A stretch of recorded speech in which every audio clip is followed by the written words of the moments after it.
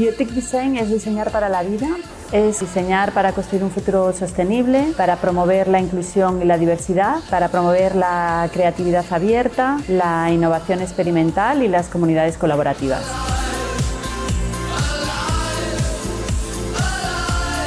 Creo que hemos vivido por muchísimos años en un sistema hegemónico, ¿no?, que busca siempre un desarrollo económico sin importar las consecuencias, ¿no? Crear modelos alternativos económicos de vivienda, de solidaridad, de estar unos con otros, ¿no?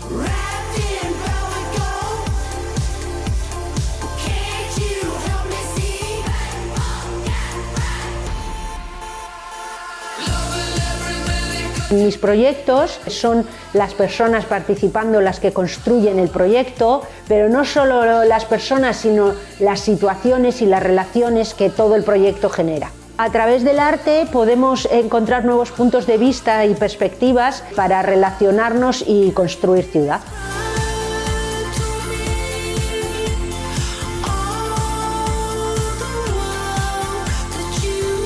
Para mí contar historias es también contar vidas, ¿no? Y los materiales pueden contarnos historias, ¿no? Conectarnos con lo más matérico, pero también con historias pasadas, con los cambios, con todo este ritmo que tenemos, perdemos como este enraizamiento con el lugar, con las historias, con los materiales, ¿no?